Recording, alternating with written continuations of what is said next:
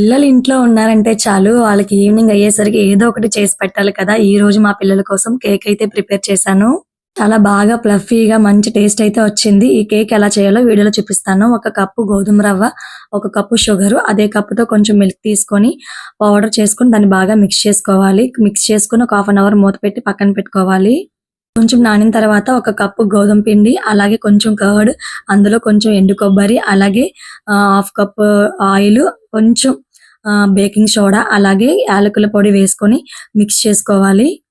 పెన్‌కి కొంచెం నెయ్యి అప్లై చేసుకొని, అలాగే పిండిని స్ప్రెడ్ చేసుకొని, ముందుగా ప్రిపేర్ చేసుకున్న కేక్ బ్యాటర్‌ని అంతా కూడా వేసుకొని లంప్స్ లేకుండా కొంచెం ప్రెస్ చేయాలి. తర్వాత ముందుగా కట్ చేసి పెట్టుకున్న డ్రై ఫ్రూట్స్ కూడా వేసుకోవాలి. మందపాటి సిల్వర్ గిన్నె ఏదైనా పెట్టుకొని దానిపైన కేక్ పెట్టుకొని 30-40 మినిట్స్ కుక్ చేసుకుంటే మనకి ఎంతో టేస్టీ అయిన కేక్ అయితే రెడీ అవుతుంది. ఎటువంటి ఓవెన్ లేకుండా, ఎగ్ యూజ్ చేయకుండా, అలాగే మైదా యూజ్ చేయకుండా టేస్టీ అండ్ హెల్తీ కేక్ అయితే రెడీ అయింది.